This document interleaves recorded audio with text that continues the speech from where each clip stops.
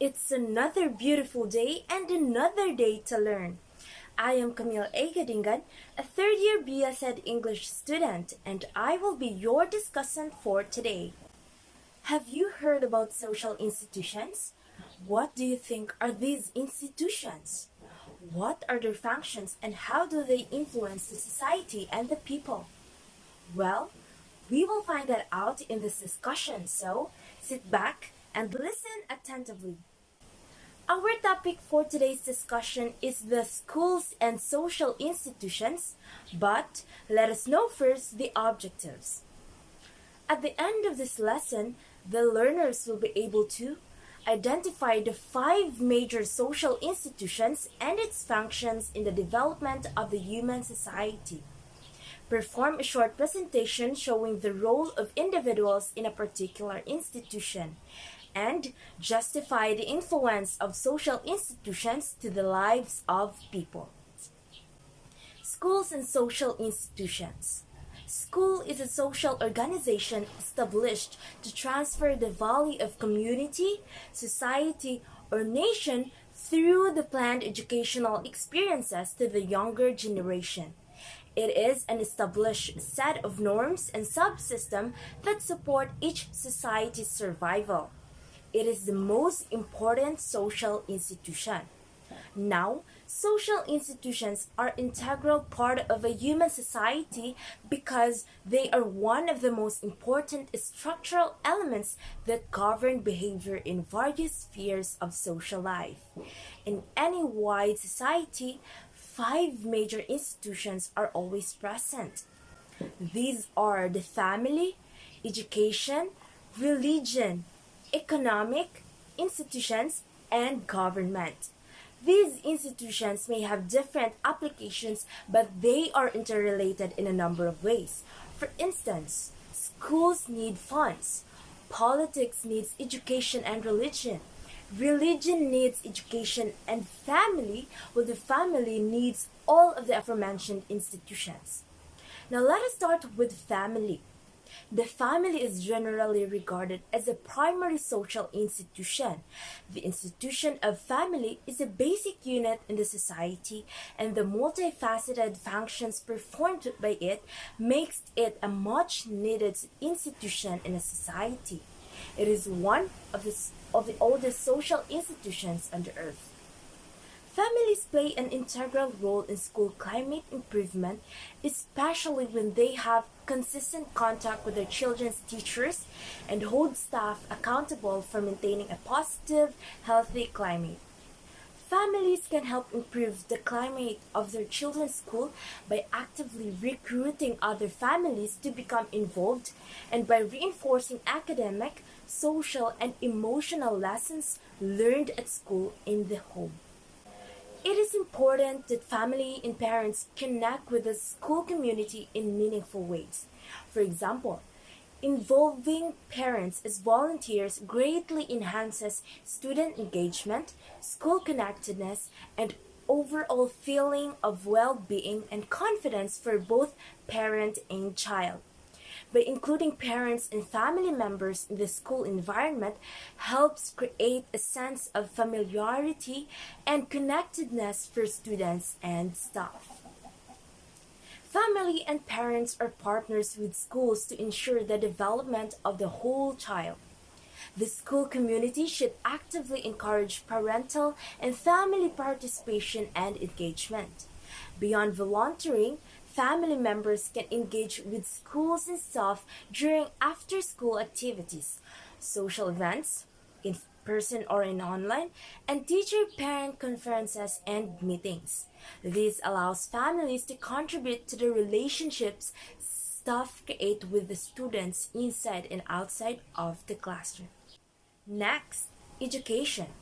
Education refers to the knowledge received through schooling or instruction and to the institution of the teaching as a whole. It also transmits cultural heritage from one generation to the next. Education also provides people with the skills and knowledge they need to function in society. Education may also help to reduce crime rates by providing people with alternatives to criminal activity. These are the manifest or openly stated functions and intended goals of education as a social institution, according to Mayer.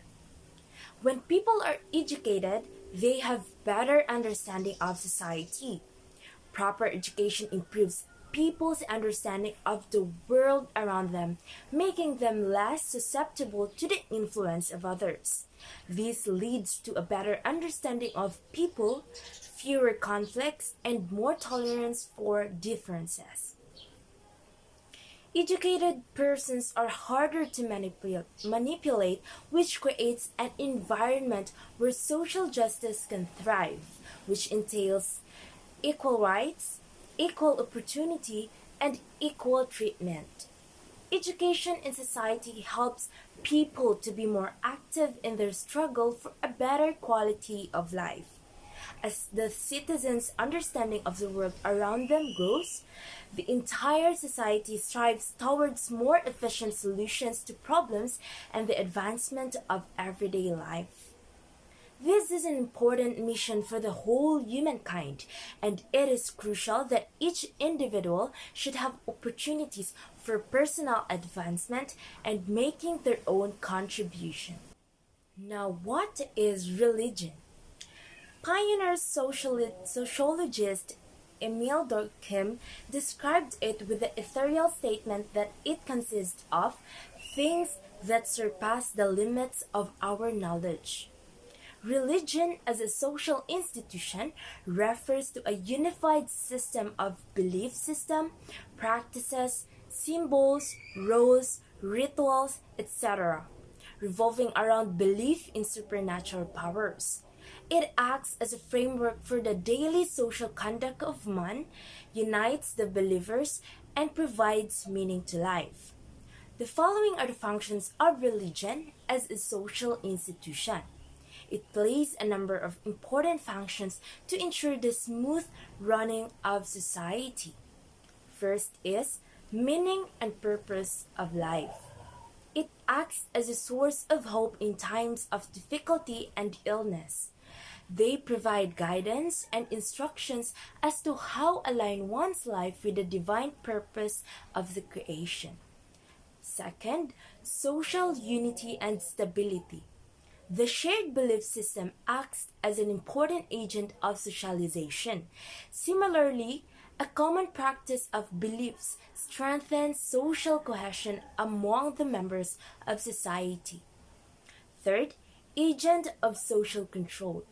For example, religion considers robbery and dacoity moral crimes with zero tolerance. The belief that God sees men's actions and will hold them accountable on the day of judgment. Abstaining robbery and hard work will result from this belief, thus ensuring social control in society. Another, psychological well-being. Religion encourages people to intermingle, share their woes and happiness, thus enhancing social interaction in places of worship. This increased social interaction helps reduce mental pressure, tension, etc. And lastly, positive social change. The virtue development or character of a man as a responsible social animal can put him or her at a central stage in rights mobilization movements, etc. So religious practice appears to have enormous potential for addressing today's social problems. As summarized in 1991 by Alan Burgeon, professor of psychology at Brigham Young University, considerable evidence indicates that religious involvement reduces such problems as sexual permissiveness, teen pregnancy, suicide, drug abuse, alcoholism, and to some extent deviant and delinquent acts, and increases self-esteem, family cohesiveness, and general well-being. Some religious influences have a modest impact, whereas another portion seem like the mental equivalent of nuclear energy. More generally, Social scientists are discovering the continuing power of religion to protect the family from the forces that would tear it down. Let us know about economic institutions. The economy is one of the earliest societal structures. Just like other social institutions, the economy simultaneously shapes the social order and is also shaped by the social order. Just like any other social institution, the economy has an important role to play in the overall functioning of society. First and foremost, the economy oversees the organization of goods and services in terms of their production, distribution, and consumption. Examples of economic institutions are government organizations, banks, and investment funds. The work done by these economic institutions can help determine the economic growth in the following ways. 1. People with sufficient capital will be more eager to invest in the economic institution guarantees their property rights. 2. Power is a purposeful influence over people's ideas, feelings, and behaviors, whereas authority is a formal power to act. Number 3. Secure intellectual property rights are expected to encourage private investment in innovative research and development. Fourth, when institutions allow transactions and cooperations between individuals, whether within formal firms or less formal cooperatives, the economic organization is likely to be more effective and efficient, offering the benefits of specialization and economies of scale where they apply. The primary role of economic institutions is to meet the human needs for which they were created. In this regard, all sectors of the economy play a significant role. Lastly, the government. The government is another social institution that plays a vital role in society. It is responsible for maintaining order, protecting citizens from harm, and providing for the common good.